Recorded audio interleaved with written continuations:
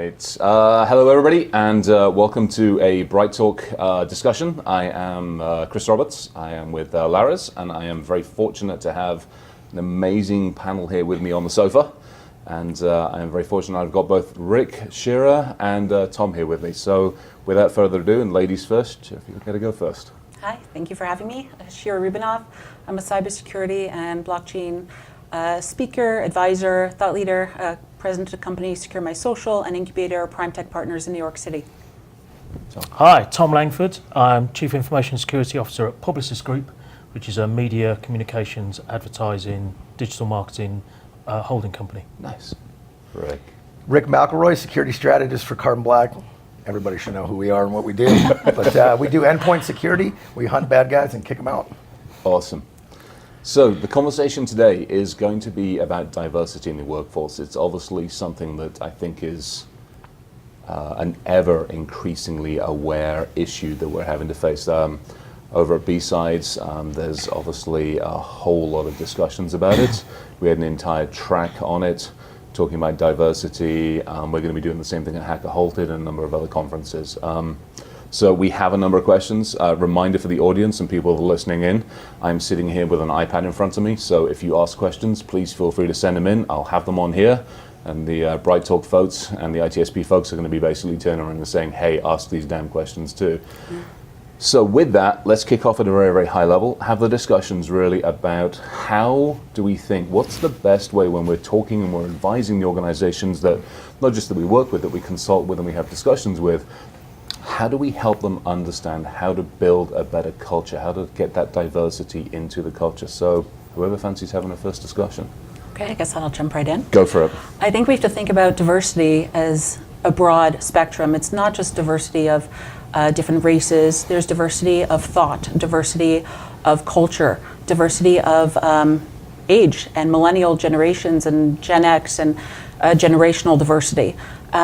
Having a diverse population within an organization, you have diverse thought, and that leads to diverse solutions as well as great thought leadership. One of the things that I talk to organizations that I consult across is you need to know how to talk to your organization. There's not one piece fits all in terms of culture within the organization. Yes, the same messaging, but you're going to have different generations within the organization that know how to swallow the information in a different way. Millennials, in a sense, they communicate online. Everything is more quick now. And it's more almost, I wouldn't call it instant gratification, but it's a more of a quickly moving industry. So there needs to be a thought process on how to bring everyone to the table together, not try to fit every culture or, every generational into a box, but knowing how to talk to your employees and make it palatable for them and bring the cultures together and the population together to create a nice system that flows well. To that point, when those discussions are happening, who needs to be at that table? Everybody. You need to have a representation of each sector within the organization. If you have one population within the boardroom, for example, you go into a boardroom and you'll have the same age, gender, level within the organization, you're going to come out with one message that may not resonate with the rest of the employees. There needs to be representation of each of your sectors within your organization. Bring them to the table, have a discussion, and listen to everybody and come across that you're able to formulate your messaging in a way that everybody could swallow. Mm-hmm. So everyone's a little give and take, but knowing how to maneuver within the organization to bring it as a whole for your company. And I think, just to piggyback on that, right, I would say who needs to be in the room? Leaders and influencers. I think sometimes we forget that there's influencers in organizations who lead all the time, but do not have a title. Yep. We leave them out of the room, and that becomes a problem because, if you think about it, and I hate to say it like this, but if you think about it as a little bit of an insurgency, right? You're changing the culture of an organization. I need those influencers, right? So who's the senior dev that everybody looks up to? Awesome. I need to get that person in the room, and I need to be real tight with him because he's an influencer or she's an influencer.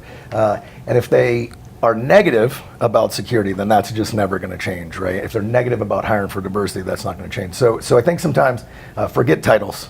Who leads in a company? Go find the leaders, go find the influencers, and keep them close, right? Yeah. But I think let's not lose sight of the fact that if we're not just always operating in a security industry, we are a subset of another industry, for instance. And I think if the leadership of that of your company is not pushing an agenda like this, Ours is called based around one word, égalité, French company, equality. That's exactly where we start from, where our culture starts from, because it's demonstrated from the very top of the organisation and trickles through as a result. It's still our responsibility, it's still my responsibility to take that culture and make sure it becomes a real thing when I come to hire and when I'm coming to, even organising my teams, etc., etc. So, but I think it's really important to if you don't have that tone at the top, then you really need to start looking at somewhere else. Right. No, Agreed. That makes a lot of sense. I mean, it's one of those things we've struggled with in the industry, especially the security industry. Yeah. And it comes back, to me, it's another one of those conversations that we have to have, and we'll talk about awareness programs in a minute, but it's the continual message, not the once-a-year message. Because it's not unique to the InfoSec industry. Right, No. exactly. Yeah, and just telling somebody without it being meaningful and without that resonating with them, yes, they're hearing a lot of messaging. There's a lot of things being said. There's a lot of one-dayers within an organization of what you can and can't do, how you shouldn't be across the sector, unless, as you're saying also with awareness programs, very similarly to that, not to jump on your next question, but I think it all kind of balances in together, that things have to be continuous. There has to be continual reminding, but also continual action within the organization, because then it becomes in people's forefront of their minds and it becomes meaningful to them. When something's meaningful, people act on it and it becomes important. Right. And that's how things resonate within a culture. But I want to pick up on the very first thing you said, which was it's not just about gender, etc. It's about diversity of backgrounds as well. Yes. And I think, we're constantly talking about the skills gap, blah, blah, blah. We can't get the right people. We're just not looking in the right places very often. We do need to look outside. We've hired somebody who had his previous career was in retail. We've got someone else who moved in. She was a personal assistant for the execs in the organisation we were in. Someone else was a medical salesperson. But they showed an aptitude, they showed a culture, they showed a desire to get on and a passion for this. A mindset, right? Yeah, a mindset. It's mindset. It's Look a for the mindset. yes. Because people, I love that. My close friends laugh at me when I say I can teach them technology. Yeah, I that's can't easy. personally, but I can teach them technology. I can't teach culture. We've all learned stuff. I certainly didn't start my career and know all the things, or still do, right? Precisely. But your attitude, and your culture, and your values 100%. are probably very, very similar to what they were 20, 30 years ago. Yeah, 100%. And I think it is. It's the mindset, right? So this idea that even if you take something like threat hunting, right? Most of those folks have military backgrounds, their intelligence backgrounds, right? We've started to see a lot of shops adopt things, and to that point, people straight out of retail don't even understand how an OS works. 3 years later, they're giving talks on this stuff, right? Yeah, And it's brilliant. It's awesome. So we do have a gap, but I think what happens with HR is they have a checklist. Oh God, yeah. And if you don't meet that checklist, you don't even get through the thing. But that's our fault. But It is. That's it our is. fault. We got to partner with them to help But change that that goes culture. back to the question was asking with you is who's got to be at the table? Yeah. Representation of everybody. Right. Yep. It's a Yeah, big it doesn't table, mean you though. need a room It is full a of big 1,000 table. people. A big table. Let everyone voice their opinions. If you have everybody just high-fiving each other, agreeing with each other, you're not going to have diversity of thought and create change. You need to hear everybody decide how to approach it as a whole. Yeah. I kind of prefer the benign dictatorship approach to, Good luck. to tone. Well, no, from tone at the top. In At the least- sense, Well, tone at the top, you have yeah. a company We kind of come from a culture. country that might have had one or two of those Well, over the years. obviously, We there's tried it over here. Listen, obviously there's a company vision, and everybody has to I fall in think line that's with where the I'm company going, vision. yeah, I'm yeah. not saying let it be a free-for-all and Yeah. have people screaming and yelling from the treetops. yes. Yes, you have a company culture, and then you have voices of how to approach different ideas together. Healthy Yes. conflict. Yeah. Exactly. I had a Yes. boss who used to tell me, he goes, I throw the stones in the tumbler until, I'm going to force you guys to have conflict until the edges are all rubbed away. And they finally were. And we could get so much more stuff done as a team because there were no more of those rough edges. It didn't bother me if somebody said something that was on. I was I know who you are. I know what you're here to lead for. Yeah. And then let's go do that. Let's go accomplish that. mission. Open and real-time Yeah. feedback. Well, Yeah. Rick, to your point, if everybody has the common goal, it's how you get there is going to be a little different. But Yep. at the end of the day, the company has a common goal of what they want to do, how they want to do it. But let's get everybody on board to make it go as smoothly as possible. Break down those rough edges. And I think Yeah. to be brutally honest about the leaders, you know, the CISOs, right? I mean, that you know, I used to run programs. It's like you're a technical person, and then you've been around the industry long enough, and suddenly you're management, and suddenly you're running a program. On your own, off you go. And so this idea that like we invest so heavily in the knowledge of, you know, adversaries, TTPs, and you know, all of these things, right? And risk management, but we're not investing in the EQ and the leadership portions. Yes. So there's We're investing in IQ, not EQ. Well, there's some interesting studies on, again, over at High Ground yesterday at B-Sides. Yeah. Really good conversations on that one. We were doing, I was doing some career conversations, which was kind of fun. Talked to an amazing lady, 20 years as a lawyer. And she's like, how do I get into this industry? I'm like, on one hand, I want to hug you, but on the other hand, you're a lawyer and you scare me. But we had an amazing conversation about helping with They bring risk, so helping much to the remediation. Oh table. my gosh, it was amazing. So, But I think, you know, the training side, I know we've done things on having difficult conversations, pure, you know, training, absolutely. presentation skills, Yeah. you know, all the soft stuff that actually, that's the stuff that will differentiate you to the business compared to just necessarily your technical skills. Well, it'll also help you lead and have people respect you, and Yeah. you'll command the attention that will have your voice heard. Yeah. So all of it's important. Yeah. Agreed. So Yeah. we had a really good question that just came in. I just saw it and I just wandered off, but I want to talk about it just for a second. So healthy conflict. What do we mean by healthy conflict? What does each of us take away from healthy conflict? Give me some thoughts. Well, certainly sometimes in an organization, employees who may not be, let's call it C-level, are afraid to voice their opinion, whether they're next in command will not be happy with what they have to say. Healthy conflict, I think, helps create thought, diversity of thought, as we were talking about a few minutes ago. Yeah. And it's important, as Rick was saying, you know, get the conflict going, but keep it civil. Yes. But get the ideas going, respectfully listen to each other. Yes, you're able to disagree, but there's ways to do that. You want to keep people calm, you want people to like each other, but you still want those ideas flowing. And disagreeing with somebody else may be the next idea for another way to go. So it's important to have the diversity of thought and healthy conflict within an organization. Nice. Yeah, well, we have an approach whereby if I fundamentally disagree with something that you say or my boss says or that I'm saying to someone else, it's their job to persuade otherwise.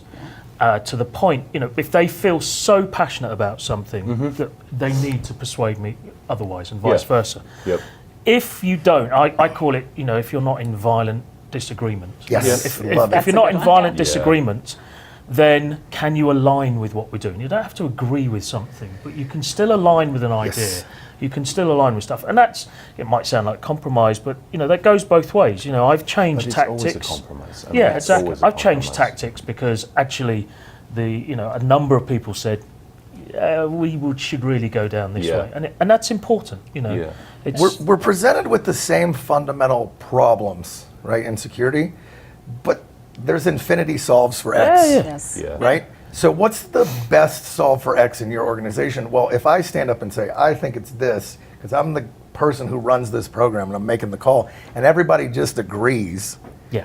and it was a terrible, I mean, I've had this like a terrible decision, should not have happened, wasted a bunch of money, wasted a bunch of time. Yeah. No, I would rather have my team and everyone around me question and challenge. Yes. Right? In a productive Yep. manner. And when you get to a place where you have that high level of trust with the other leaders in the organization, that conversation is going to happen in a room, and when you walk out, you're going to be one leadership team, Yeah. Yeah. right? And Yes. you're going to go lead. And to your point, yes, sometimes you don't agree with the actual decision, but But you I'm put it down. behind it. Right. Yeah. But you get behind the other leader. Sure, there's Yeah. an important piece you mentioned as well, that if somebody feels so passionately in a whole different angle, they have to be able to back that up. Yeah. Don't just come and create conflict because you want your voice heard.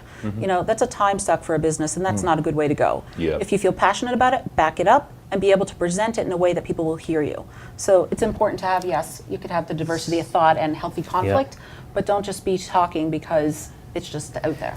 Yeah. Yeah, and I think it's the culture that supports, like, it has to be built. To your point, you guys, I was same for us. A lot of training, a lot of hard conversations, and I mean, business psychologists at some point. Yeah. And so it's that process and that growth process as a team that puts you in that position. If you just walk in and start it, it's going to be a disaster, right? have those Especially because folks I love just blowing people's ideas up. Right? I mean, but yeah. But you do it, so here's, again, fundamentals. You look at our industry. You look at how our industry has and has not worked well with the corporations that we're meant to be God, protecting. yes. fundamentally it's coming down to communications. 100%. If I have conflict, how can I communicate it in an effective way? If I need to get a better program for people to come into the organization, how do I communicate it effectively? So, Wow. yeah, well, that's the point. Let's call it the whole psychological aspect. So, sorry, that's my background. No, go for it. So, you have to know who you're speaking to. You're not going to yeah. speak to your grandfather the way you speak to your 2-year-old. You have to resonate with them the way that they understand it. So if you're going into a company, understand what kind of company culture you're dealing with, Yep. understand who the people you're talking to, and get to know the people that you're interacting with, because your messaging will resonate a lot better and you'll be able to be impactful. And I think that at the end of the day, you want to be impactful. You want to do the right thing. You want to be able to solve what you've been there for. Yeah, that makes sense. Yeah, and to follow on from that, the thing Yeah. that really, it always beggars belief as far as I'm concerned, is how little most people understand their business, the business that they're in. The Yes. business of the business, business. not the Such a good security point. or the Security idea of the business. business. That's a great point. How, and this comes down The to number risk. of times Yeah. I ask people in an audience, how many of you have read the company report this year? Oh my gosh. You yeah. get, it's a less than 10%. Yeah, You know, it's- on it's crazy. And I've been asking that question many times over the last 4, 5, 6 years. You know, Nice. and it's depressingly the same, because actually for you know, my industry being a creative, fast-moving, agile, etc. Yeah. That's a very different attitude to a fintech or oil Oh, and gas or something absolutely, like that. Yeah. yeah. If I went into that business with a, you know, thou shalt not, Yeah, that's You know, Good luck. well, and the problem is that's Yeah. what we've done for so many years. Yeah. it's which the is old what- school yeah. approach. Well, you know That's what? generational. We have right? to That's a unwind. generational approach. Yeah, I think yeah. so, yeah, Correct, that's a really yes, good point. yeah. Yeah. It We has have to be do much work more, to yeah. unwind what we've Yes. done. Yeah, or We actually, what we have We to dug- do is we dug stand a up hole. on We stage- dug ourselves- stand up yeah. on stage and go, We dug ourselves we're a hole." sorry, Well, we that's- screwed up. Sure, Yep. that's what companies Yep. are saying. Like, how do we talk to our younger kids who are coming in? But these younger kids are taking over the business. Yeah. How do we get them to understand what we do? And the answer is, you're not getting them to understand what you do. You have to get them to understand company culture. Yeah. But you have to listen to their ideas and be able to maneuver across generations so you could be impactful. Again, back to that word. Because at the end of the day, you're there to solve a problem. You're there to help the companies and you're there to secure them. So how do we do that? How do we Not do by that conflict. effectively? Yeah. And that piece, other healthy conflict is good Yes. elsewhere, not to go back on that, yeah. And Chris, I mean, you certainly meet with tons of teams out there, and I mean, Yeah. we fly all over the place, right? And so, I think the teams that are most successful or have the highest chance of success completely understand their business. They have spent a lot of time understanding that business. Yeah. And what that gives you, to go back to the communications portion, is like, I can now speak their language, and if I can speak their language, the likelihood of me actually getting funds for something goes Yes. dramatically through the roof. And it's so I was fortunate years and years ago. I had a really good mentor as a boss. I would walk into him, he would ask me 3 questions. If I couldn't answer those 3 questions in a language, in a way he understood, I wouldn't get what I needed or what I felt like he needed. If I couldn't, and it's not even a justification thing, it's back to that communication. How do I, and as IT and especially as InfoSec, we've not done a good job. It's like, okay, you don't understand it, you're stupid. No, Right. bullshit. That's No, got to go yeah, away. exactly. It's like, you don't understand it because I haven't explained it in a way Exactly. that resonates Yes. with you, the story, whatever it needs to be. I had a boss would say, your job as a communicator is not done until they get it. So you can send pings all you want, but if on the other side there's no 3-way handshake, and Yeah, you're like, SOL. But we Yeah. still, Yeah. we You gotta still get do in their it to world. ourselves. You know, Yep. the word cyber. Oy Right? vey. Everybody hates it. But you know what? We're the only ones that hate it. Everybody else understands what I it know, is. yeah. We're aren't going to have to much- get can over have a whole ourselves. I mean, I'm still debate over InfoSec that, Rick. right? I haven't changed We the just- Cyber Rick. You know? Yeah, exactly. You're not into the cyber buzzword, right? Yeah, No. we just But got to get over ourselves, though, yes. because actually that's what they understand. Yeah. We have a tendency to always, I'm just going to call Think it like we're right. crap on stuff. Like, you know, like that's kind of our default setting. Yeah. Like we pick it apart and then we go, oh, it's actually a good Yeah, idea. okay, Which, fair you know, as a community, as a whole community, right? Yeah. But I think, even little things like that, like the way we talk about a thing, leaves an impression with a person. And if you Yeah. do that enough in a company and stay long enough, and the impression you leave, and so that's what I was saying. The cleanup we have to do is like, there's been some bad leaders. Let's just call it what it is. Yeah. I've certainly made mistakes along my career, right? We all have, yeah. But digging ourselves out of the hole as fast as possible. Yeah. And then I think Yeah. for businesses out there, my only advice to them is, you have been listening to CIOs and seen them as business leaders for a long time now. I just need you to start recognizing security leaders in the same vein. For Right. security leaders, you need to spend more time with CIOs Like you got to learn from the people that have blazed Well, the path. it's even the CEOs and CFOs. It comes back to that whole risk discussion. We, as the leaders, are sitting around a table.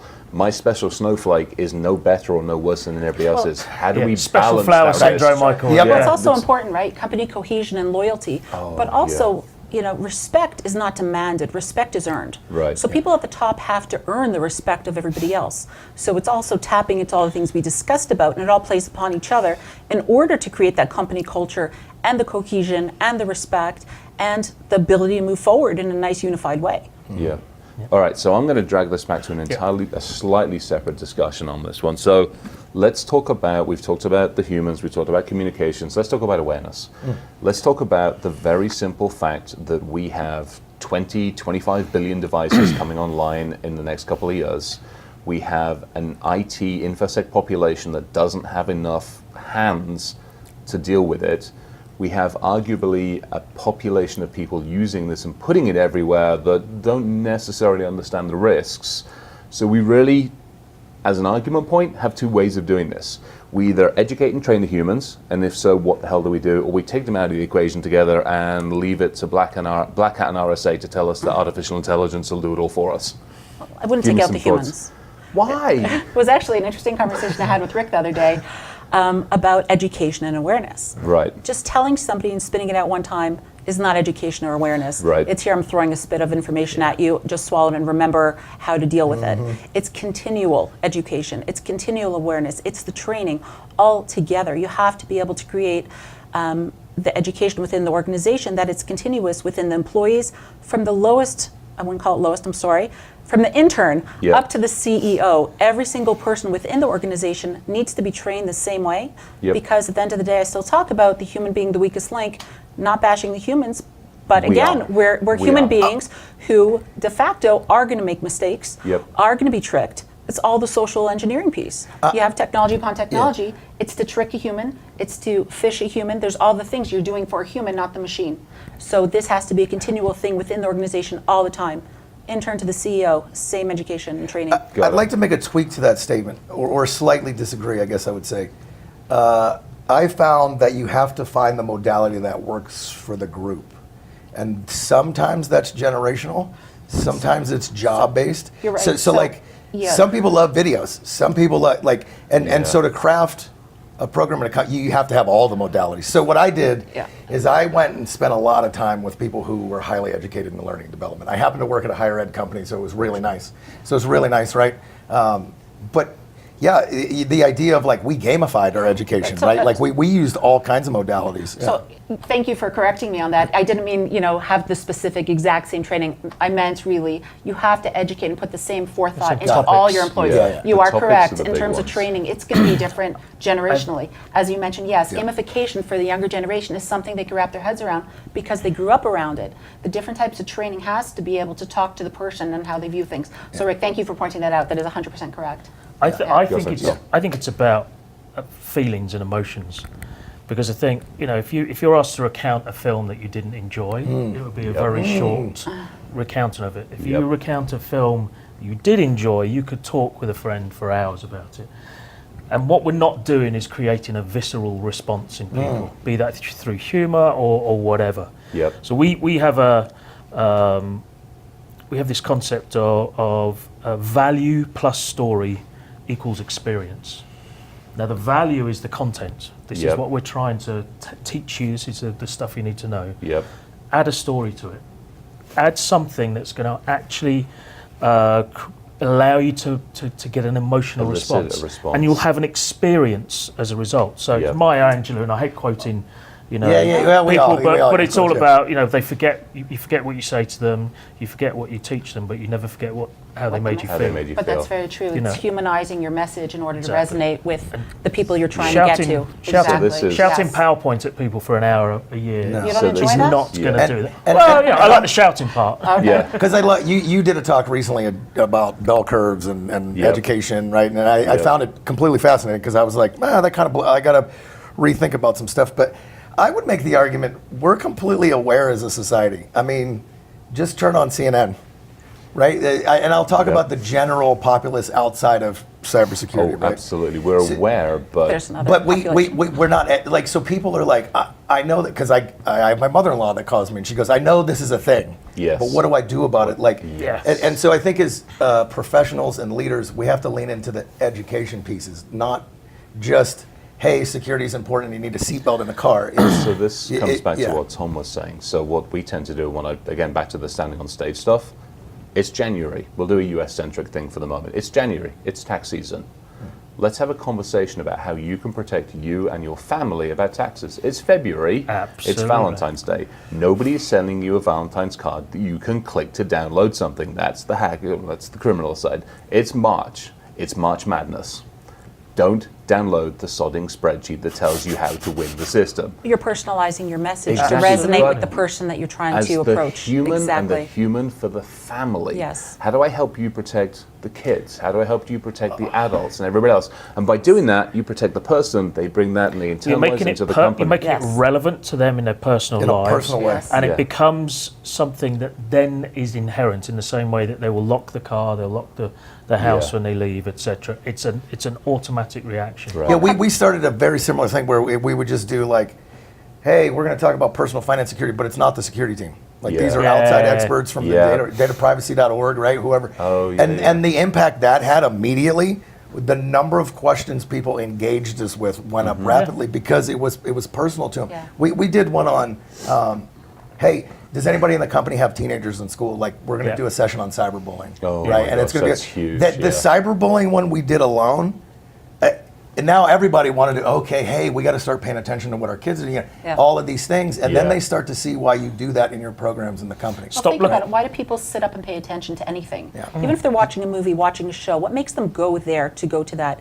It's Yeah. because it resonates with something inside of them they can attach themselves to. Yeah. So to all your points here, It should be personal, it should be relevant, and it should be meaningful to somebody that they could really wrap their heads around, not just throwing information in PowerPoints as you were saying up Yeah. there. It doesn't. Don't click a that's not link. impactful. Yeah. And The question is why. They're gonna right? click As we links. discussed Yeah. yesterday. But if a But link again- that says "Don't click me," over 80% of people will click it. Oh, Even absolutely. if they know they might lose their job, because it's the human factor of, is there a chance? Kind of like gambling. I know Yeah. I'm going to lose all the money I'm throwing in here, but there's that little Little chance. chance, I'll It's the make the one human in the- nature of trial and error. Yeah. That's why the Yeah. 419 Nigerian scams were so Yeah, flourishing. and the whole It was don't so- press yeah. this Well, you didn't button. answer the Nigerian Yeah, prince? exactly. But again, we're One or two. not unique. Many industries are trying to educate people. Yes. You know, if Yes. ethics and anti-bribery, and people just still go next, Well, and yeah. all that sort of thing. I deal with the military. It was awesome. We do a lot of stuff with the Guard, a ton of stuff with the Guard. Stood in front of quite a number of them a couple of months ago, and I'm like, okay, how many of you go through awareness programs? Put your hand up. How often? Well, once a year. I'm like, great. So once a year you tell people, don't click shit, don't send shit. Yeah. I'm like, so is it the same video you're running through? And they're like, yes. I'm like, so how many of you have timed your answers and your questions and you've got them written down on a post-it note? And they're like, Yeah. son of a bitch. You know what? Yeah, I link that absolutely. to going on an Absolutely. airplane, and when they get up there and they're giving you all your instructions on how to be safe, Yeah. how many people on that airplane are actually paying attention? Yeah. Maybe 5%. Maybe, if you're lucky. right? Yeah. So it's the same Yeah. thing. You can Everybody. Parents catch of that. young children. Right to awareness Yeah. training. If you're Yeah. going to keep spitting out the Because same they've- information, not making it relevant, well, yeah, we know it. Yeah. Even though there might be something new, no one's going to pay attention. I don't want to sit through that. You don't? Actually, Like, British I- Airways I- does a I- really nice I don't job. wanna They sit through the change same it thing out over and over again. every. Who does? Yeah, British Airways They does the change best it out job. like every Well, several Air New months. agree Zealand with that. Are they a were sponsor the of this first BrightTALK? ones you've done it. They did the ones where the cabin crew were naked, but they had their uniforms painted on, and it was there was a tagline. Yeah, Bare British essentials. Airways brings in like the famous, Yeah. I can't yeah, see all the British fa- Airways yeah. doing that, really. No. Turkish Airlines have got Lego, the Lego movie characters. Oh, so I mean, See that, that? but again, it's See that? humanizing It's a tweak, it. Yeah. but like, It's- yeah, and you want to pay attention because it's something Because it's new. fun. Something different. Absolutely. Yeah. We have to bring that into our But I industry. think we also have to stop looking at trying to educate our people as employees and resources and staff, etc., but as people, Yeah. human beings. Right. You know, there is more to this than just. and not only that, them but at it's a this cumulative company. effect, right? Like I talk a lot about this. If we can start to have great programs, now people are changing organizations. So their baseline of what they know and their level of security goes up. Early childhood education, right? Like if we can start training kids in high school to be safer, and have safer activities, they come into the workforce, we have less work to do, all of these things. And then, oh, by the way, because we care about things like democracy and all that stuff, that has a giant cumulative effect on a society. Exactly. And so it's like, that stuff all adds up. But to the point of like, let's just get innovative with it. Yeah. Yeah. Like, let's stop doing the same stuff. I mean, we Yeah. do, we have sand secure in the human, right? And I get it. It's a thing, but like, let's swap some videos We need out to or do a something. better job of it, yeah. And again, it comes back to the conversations we're having here. Yeah. It needs to be diverse. It needs to be all-encompassing. It needs to be about the human. Yeah. And we need to, it's not just a culture thing, race, creed, color, culture, religion, all this other stuff. It's all of those things, and from an industry perspective as well. Correct. All right, so a couple of other questions. There's actually a really interesting one here I'm going to throw out there. Offshore. We obviously are talking not just a US-centric, we're obviously talking like a European-centric and everything else, but obviously we can better, arguably, we can better affect the culture of the organization that we're inside, but how do we affect not just offshore? And I'm going to throw third-party vendors and supply chain into that, because you look at attack vectors, the offshores and the third parties and supply chain are becoming much more prevalent in an attack vector. So how do we share what we're doing here, and how do we enforce it, enable it with those types of places? Just some thoughts. I know what I can see people doing about it, Yeah. but I can't see the impact of that yet, right? So you have these large organizations that now have external audit teams, right? So the poor third-party supplier has so many audits going on. Oh, that yeah. They can't even go secure things because they're just being audited all the time. And so now you have big organizations that are sending boots on the ground, Yep. and they're sending people in to test things. And in some of those cases, that's going to be compromise assessments. So, that they're going to be deploying technology sometimes if you want to do business with that organization, right? And so that's what I've seen the large organizations start to do. I think everybody else is still on a spreadsheet with questions once a year that you send to your third-party suppliers. And I'll tell you, Chris, I don't have a great answer to this one. I'm not sure if any of us do, but I mean, I want to hear. I think industries and influence. Like I Yeah. start to think about when I think about like how we've driven safety up with cars. Yeah. Right. That wasn't one company. That was like all of the companies getting together. Now we have a rating. It's standardized. Those things. So that's where my head starts to lean. But I don't have a good answer. It's an interesting analogy because it started with Volvo. It did. Yeah. Yeah. I They use Volvo all the released- time. When they opened up the patent for their seatbelt. Yep. So it took someone from inside the industry to Yeah. actually, Right. not make a profit on something. Yeah. One of the buzzwords now they call digital transformation. We should all share information to make it better for the whole. I think a lot of companies are tightening up on that. No one's talking to each other, so we're all kind of working alone. Right. I think sharing the pertinent information, similarly to say Volvo, obviously the seatbelt doesn't need to be explained how important that is in life, but there's a lot out there that is had it been shared, it can be very impactful across the world. That's huge. Yeah. So, breaches. Yes. Perfect Yes. freaking example of that one. The one thing that drives me nuts. All three of you are retail organizations. Tom, you get breached. First thing you do, get the lawyers in to make sure you've actually been breached, or have you just lost something. Then eventually they decide you've been breached. So what drives me nuts is the industry doesn't put its hand up and go, hey, I got breached, here's what happened. And you other two of you go, oh hell, that could happen to us, let's fix it, before we get our asses handed to Yes. us. Yes. And the problem is we're not doing it to ourselves, we're not necessarily, and you look at the FBI programs, you look at the Secret Service programs, you look at the NCICS programs, all the other ones, they're like, oh, bring it all in, help us all. It's not happening effectively. We're not standing shoulder to shoulder, which is why every single one of us as individuals, I put something out, I will fail, we will succeed. That's really what it comes down to. We're individuals, we're going to Yes. fail at this. And if you think about it, right? Like I rely on other security professionals on a regular basis. all the time. I mean, just to Yeah. travel, right? So Yeah. I'm like, I want your program to, I want, if it's successful, come teach other people how to do it, Yeah. right? Because Yeah. again, to the cumulative point of like, they're protecting me personally. Yeah. Right? So yeah. But even if it's not successful, Yeah. I want to know what failed. Yes. So that- don't waste your time and spin the wheels. I of would like- resources. Yeah, exactly. Greater transparency on that for sure. But, Yeah. but it takes individuals to stand up and do that, in the sense that Yep. I know for me, I work with the CISOs of our three largest competitors. Right. That's actually really nice. And, That's and nice. we're early days, but we're all getting together. We're meeting next week in New York, for instance, and we're starting a program, funnily enough, on third-party risk, etc. Yeah. We've got a long way to go. It's something that, in theory, you could do in a few weeks. It's going to take us probably about 12 to 18 months. Yeah. Well, I think Because that, it's, but it will happen. Right, But I good. think, that's from sharing within the industry. Yeah. To your original point about, how do you work with third parties, Yeah. etc. For me, it's two parts. It's carrot and stick. So one, you do have to have the lawyers involved because ultimately everything is a legal agreement and Yeah. binding, etc. Yeah. And that's not an issue. That's not an issue at all. Everybody needs to know where they stand. But you also need to have the relationship with the individuals themselves, actually helping them. There was an instance that we got involved in where a vendor was not meeting certain requirements, etc., had given us 2 years free of licenses, etc., all that sort of stuff. We ended up sending 2 of our guys to their offices to help them meet the requirements. It was Right. in our interest. That's a partner, to though. do so. That's a partner. partner. Yeah, but they were actually Right. just a supplier. But you put something at stake. Absolutely, Yeah. of course. well, some organizations are afraid that if they share, they're giving away the keys to their castle. So Yeah. they lose their relevance and they're not as impactful and they lose their, it's called hierarchy within the world or in Right. the technology organizations. Yeah. So, instead of sharing what they should be, they just close it off. We're doing nothing. We'll look at others. So the whole point of everyone looking at others, it's not going to move things along. Digital transformation, it's just not going to get there. Right. Because it's same with Yeah. individuals who don't share knowledge, who aren't, Exactly. I think, Yes. yeah. So to your earlier point about we're not doing a good job at it, I think we're doing a decent job with like intel sharing. Like we've got ISACs, but this idea of like what actually happened.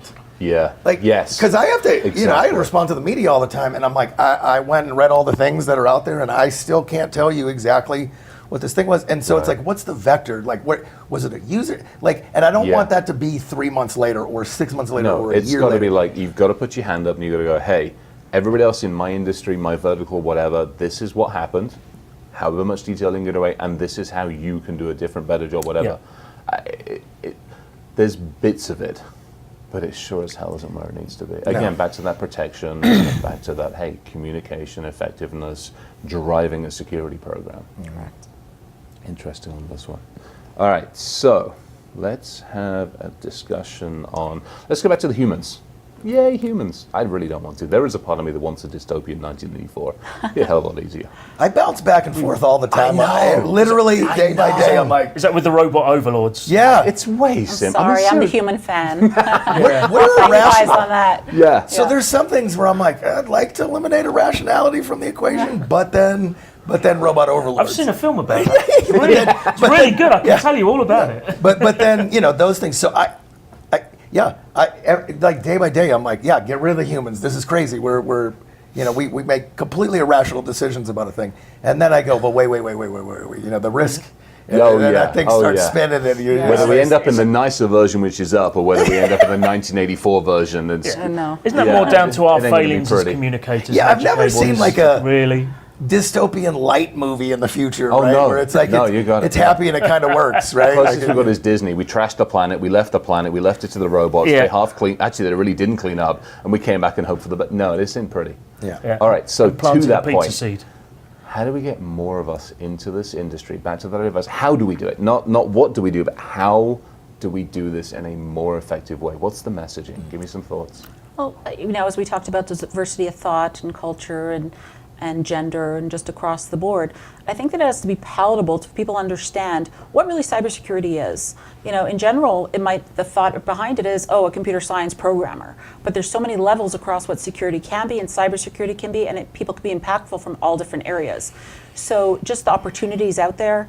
Certainly one of the things that I'm involved in, I sit on the board of the Executive Women's Forum, which is Women in Cybersecurity, and they do an amazing job just helping women break into the industry and also women lift as they rise. We're reaching out to different cultures, different generations, and you have to have diversity, again, of thought. It shouldn't just be, I'm open to 10 positions for a different generation or a woman or a culture. It should be the right person for the job, but open to everybody. Everybody has the same chance of getting in if they fit that criteria. Right. Taking away all the aspects about it of who you should be. Yeah. It should be a good thought that you can bring people to the table, as we spoke about earlier, that you have that conversation going, you have the good discourse, and you have the ideas flowing, and you have the different mindsets that will help create the great changes that we're looking to do. How do we get that message to HR? How do we get that message to the people that are actually vetting the resumes, that are having those initial conversations. Because let's face it, it's not always us. There's the face of the company, there's HR. How do we almost help educate HR that we want the good humans because we can teach them the tech? Yes. How do we do that? Yep, it's partnership. Like, I spent inordinate amounts of time. I was talking to some friends about this last night, and one of the person at the table was like, I don't understand why you ever spent that much time with HR. I don't want anything to, like, that's just a violation, right? And I go, what? I go, think about what they do for a company. Yeah. Everyone who walks in that company goes through them. There's no other function except for maybe IT when we onboard them and provision them, right? Right. And I go, like, that's a lot of influence. That's the public. It's the first touch point that people outside your company see. Yeah. So if that experience is bad, or like it's, and you know, in our industry specifically, that reputation will hit the street in the heartbeat, and you will not be able to recruit. I've seen that happen to organizations where people just went, "No, you shouldn't. Like, don't go there." Yeah. Like, right. Right. So embrace HR, partner with them, and then I've seen really good conversations being driven online about it too. Yes. So. But also set your expectations with them and set the bar higher than it has been set before. So if you're not happy with the way recruitment is being done, then say how you want it done, or do it yourself to that higher standard. Right. Demonstrate from the front. The best recruiter I ever had knew communicate. nothing about security and recruiting security people. Yeah, exactly. And he walked into my office and he said, my metrics are that I hire your people within 30 days, so I got to figure this out. Yeah. And we're friends now, like outside of work, outside of all of those things. Nice. But it was his commitment to understanding that. Is it mindset? Is it wisdom? What do you look at? Is it experience? And I was like, listen, I'm going to forgo experience in a lot of cases. Yeah. Like, The story that actually made it really come to, made it clear to me that we were not partnering well was when we were searching for a red team. HR were doing the first, initial screenings, and the HR guy said to me, "Guys, they were so arrogant and so full of themselves, and they seemed to know felt that they knew everything, etc." So those are the guys we need. have you ever met him? Yeah, exactly. That's exactly the sort of people we need, because they have that arrogance and confidence. Well, look And what they you're decided trying to fill. Who fits the bill? What makes sense for you? Yeah. And he was like, and I did the same thing. I need to, I need to help educate you. Yeah, you exactly. need to understand us. Get the Yeah. dialogue going, the conversations Yeah. flowing. Yeah. Don't have a closed door policy. All right, so again, let's add the extra question in. I have a 14, almost 15, as she would like to point out to me, year-old daughter who I'm actually bringing in here on Saturday, which is going to be fantastic. Her schooling hasn't included IT, let alone InfoSec, let alone awareness on security, on the devices and systems she's been using for 5, 6, 7 years at least. Yeah. What are you guys' thoughts on that? How do we change that? Or What do have you we done need to about change? it? Oh, she's can lockpick, she can code. No, with the school. Oh, with the school, I tried educating them, but the school she was at until fairly recently was a more esoteric, hippie-ish based school that really didn't want to listen that much. They're like, everybody's nice and everybody's good. I'm like, your asses are handed to you. Yeah. There's some really great programs. NSA runs one. It's called Gen Cyber, Yeah. where you can, a girl could go into their camp for it's like 10 days to 2 weeks, and they just teach them all about it, just across the STEM. And a lot of schools are implementing STEM education, which is very important. But also there's lots of volunteers that go into schools and help educate classes, educate girls, educate minorities, educate everybody. All about security, what it means, the types of positions there are, what you can do. Even if you like history, I like history, how can I get into STEM, into cyber, into security? There's a place for everybody. The question is which resources will be tapped to get you to be impactful in an organization. Yeah. I mean, ISC Squared do a similar thing, Yes. but the key thing to this is it's like little pockets of stuff. Yeah. There's nothing national or international. There's no consistency to No. the curriculum. Right. No, and I go to communities that and I'll talk about what we because we've had some successes and failures in San Diego in particular. Right. But what we do have is we have a mayor that understands the impact of cybersecurity. The head of the police and does talks on how if you have a healthy cyberly secure like you have less crime. I mean, she's got the stats to prove Shelley's awesome, right? And so we have programs, like we started a program called the Cyber Cup. So what is that? Middle school, high school teams compete in CTF challenges. The winners of those go on to a boot camp where we come in and we let them hack all the things. Nice. But let me tell you how long this took, Chris, to get parents and the community to say, we're going to teach your kids how to hack to make better people in the future. Like that was and it wasn't just me, right? I mean, this is all leaders in our community. Yeah. 7-10 year journey. Yeah. You know, fast forward, it is now a statewide program.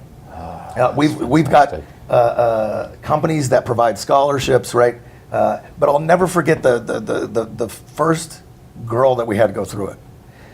Her parents looked at me and she said, I think I told you the story. She goes, we just find this so weird. She just hangs out with guys all day in a room. Like, and I was like, what do you mean that's weird? Like, I was like, that's, right? Yeah. It's not weird. And so even for parents, like that mindset of hanging out with a bunch of people in a room on computers is not bad. Right, exactly. And it is. So it's taken messaging from the top, to your point earlier about culture, and then it takes individuals in the community actually out mentoring these kids, spending time with them, and then like stick with it. Yeah. I'm starting to see kids graduate college now, which is fantastic. You know, so we got kids coming out of Berkeley and Cal Poly and Stanford, right?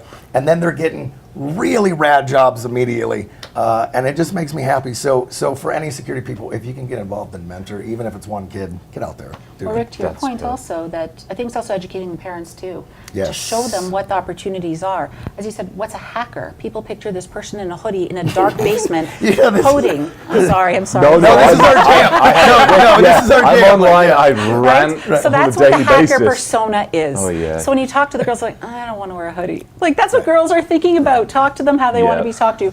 There's so much opportunity. It's amazing out there. You don't have to be a hacker in a basement. You can be in cyber in so many levels. But if the parents understand what there is to do besides sitting in a basement with boys, which I'm sure won't appeal to most parents for a little girl. I get that. You know, you have to talk to them on levels and opportunities that exist, not just what they're doing now, where it's going to lead them in the future, what's going to be open to them in terms of prospects, opportunity, jobs, changing the world in ways that the kids want to change the world. Yeah, the change the world is the big one. Yes. We have to change. We don't have an option. And I don't think we have the answer. We've got great programs statewide, Yeah. as you said, great Pockets. initiatives everywhere. Yeah. It's still pockets. Yes. I don't think we have the answer. The message, though, is get involved. Yes, I think that's so. the biggest way. Yeah, Get involved in yeah. every Get way in. pitch you can. Yeah, just get involved. And this goes to the entire industry that we have. We talk about conferences. Had a really frustrating discussion with somebody last week who was, it's a conference I'm actually heading to next week. And they were like, we don't have enough. I'm like, where's the diversity? They're like, well, we don't know which women to invite. We don't have a list. I'm like, you could be freaking kidding me. And I'm like, for God's sakes, get online and just Google it, for crying out loud. And it's the same thing. The resources are there. Yes. Ask that extra question. Take that extra step. Do something proactive. Yes. There was a few leaders prior to this Black Hat, Yeah. and you can go on Twitter and find them. Yep. And I loved it. I'm not going to call them out. They know who they are. But the list of 25 women that would make better keynotes than the keynotes that were proposed. And thank you for doing that, right? Yeah. And then conversely, on the DEF CON side, DEF CON is the Call for Papers team put a tweet out. The tweet was they have 10-to-1 submissions on male to female. Yeah. So saying like, hey, the opportunity's there, but you still got to do the work. You still got to submit the papers, and right. But I was so happy to see a group of us like, yes, like these are awesome speakers that should be in front of people. They should be heard. Get them up there, and then this conference has been great. Yeah. Excellent. Like It's awesome. pretty freaking good. We did the same thing with Hacker Halted. You got Wayne and I and a bunch of others are like, hey, this is going to be. I'm freaking psyched. Actually, I'm getting up on stage with an amazing lady called Kathuni. She does a lot of work with refugees coming into the country. Has a lot of challenges she's doing. So she and I are just tag teaming on stage. This is going to be a riot. Nice. Love it. All right, so we are coming towards the close. And we got a few more minutes left. I figure, give me some final thoughts of wisdom. We've obviously talked about culture, we've talked about communication, we've talked about diversity, we've talked about kids, we've talked about all sorts of things. Obviously, the audience is here, is sitting there going, okay, how can I help? What can I do? Give me some like final thoughts on wisdom. Give me some final ideas, and we'll just bounce back on that for a couple of minutes. Well, I'd say it's the same way I approach security as I approach also businesses. I think you need to be proactive and also reactive together. proactive in your thoughts, proactive in knowing what your culture is, and proactive just across the board in security. Reactive, what happens if it doesn't go your way? Is that things set up in a way that it's all going to be messaged the right way? Is it going to be handled properly? Is everyone going to be unified? I think you have to have both pieces put together, whether you're talking about security, whether you're talking about business, really anything. Your backup plan, how you behave after, and also your path forward on how you want to take it. Nice, that's great. Tom, after you, sir. My big thing, the thing I've always talked to about my team and anybody who stands still long enough, is just stay or get involved in the community. There's so much you can do. It doesn't matter if you're a student, out of work, whatever. There's plenty of opportunities to get to free events, to get to paid events if you volunteer, in which case you're going to meet people that you would otherwise not meet. You know, if you get into speaker ops or something like that, the people you're going to meet is just, going to go through the roof. But actually, get engaged in the community. It opens doors and broadens horizons immensely. And I think the other thing as well is do something that allows you to create an opinion on something. Yes. And that might be writing, it might be doing a vlog, it might be doing a presentation of some kind, etc. But do something that shows that you can look at industry problems, analyze them, come up with solutions, or indeed even further problems or something that actually shows, and then evolve an opinion from that, because that opinion is what's going to further the industry, not the I agree. Oh, what he said because I like him. Because he favorited my tweet last week. Yeah, you're starting to get a lot of that now too. So, exactly. If you don't have an opinion, I know this from personal experience. The time I started to get up on stage and talk was when I had to really work hard at what do I think about this. I could stand up and talk all day in front of my, the company that I work for, because I've got the party line, I know what I need to say. But getting in front of people who are frankly 99.99% more intelligent than me, and pitching my ideas, I had to work really hard to make sure that there were solid foundations, defensible, etc. But also open to being, to being argued against. Yeah. And I think that actually allows you to mature considerably, both your IQ and your EQ, BQ, bloody quick. Yeah. Right? Especially on stage. Yeah. Agreed. Yeah, and that's going to take being vulnerable and being a leader. Yeah. Certainly, people are afraid to stick their head up, but stick your head up. It's we got to go get this done. This stuff matters. I don't need to preach that to this audience, right? And if anybody's a dick to you, just move on. It's going to happen. It's going to happen. Does. We work with some of the smartest people on the planet. It's going to happen. Oh, yes. Yeah. But that's fine. Right? So I think my final thought for any security leader that's out there would be this. If you find that your program's not working, and that doesn't mean you stop 100% of the things, or even detect 100% of it, it's just when it's not working. Like you know it. Get out of the technology and start spending more time with the people. That's my only advice for you. When you start to make that change as a leader in a security program, and you drive that culture down with your employees, right? Because you're training your replacements. Eventually you're going to leave, so you should have managers that have the same culture of they go out and partner with people and they talk to them. And then there's also an added benefit, which is all of that tribal knowledge that you get from the company. You start to see where the bodies are buried. People are coming to you proactively and saying, hey, we think this is a little risky. That's the flip. And for me, I saw that in reality. 7 years after doing a job, I was on a phone call, and I don't even know why I was like a curmudgeon. I'm like, I don't even know why I'm on this call. And I heard a business leader, a VP in the company say, I think this is a little too risky and we should slow down. And I literally went to my boss and I said, I'm probably not going to be here, but the culture, it's going to be fine. It's now not dependent on the leader. Yeah. Right? The culture will sustain itself. And that was my in the real world example of the culture actually changing, because that VP would have not said that 5 years before. Yeah, exactly. I think on your point about technology, etc. I always like the concept that if your answer to a business problem is technology, then go straight to jail, do not pass go. Absolutely. Right? Yeah. The people, the process. Look at that fundamental thing. People. It has to be. I mean, I think that's fundamentally what we've come down to: the communication Yes. discussions, and that's a really interesting quick one before we kind of tag off on this one. Somebody hit me up on the question on this one. We've obviously talked about the kids. We've talked about the younger generation.